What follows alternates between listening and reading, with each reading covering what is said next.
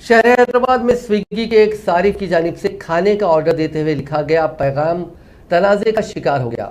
اس کے اس متنازع پیغام کے بعد سوشل میڈیا پر کئی افراد نے اس پر برہمی کا اظہار کرتے ہوئے پوچھا کہ کیا کھانے کا بھی مذہب ہوتا ہے۔ اس چونکا دینے والے واقعے میں حیدرآباد کے اس گاہک نے لکھا کہ کھانا پہنچانے والا مسلم ڈیلیوری بوائے نہیں ہونا چاہیے۔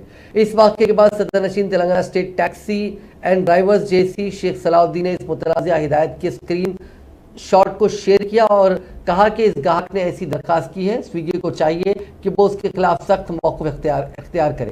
انہوں نے لکھا کہ اس متصب طرز کی خواہش پر کارروائی کی جائے۔ ہم ڈیلیوری بوائز تمام کو کھانا پہنچاتے ہیں، چاہے وہ ہندو ہوں، مسلم ہوں، عیسائی ہوں یا پھر سکھ ہوں۔ مذہب نہیں سکھاتا آپس میں بیر رکھنا۔ تاہم سویگی نے اس وائرل ٹویٹ پر کوئی رد عمل ظاہر نہیں کیا۔ اسی دوران ایک اور واقعہ بھی پیش آیا جس میں شہر کے سویگی استعمال کرنے والے نے مسلم ڈیلیوری بوائے کی جانب سے پہنچائے گئے کھانے کو لینے سے انکار کر دیا۔ اس نے دعویٰ کیا کہ اس نے ڈیلیوری ہدایت میں لکھا تھا کہ کم مسالے کے بغیر اور ہندو ڈیلیوری بوائے کو بھیجا جائے۔ تمام ریٹنگز اسی بنیاد پر دی جائیں گی۔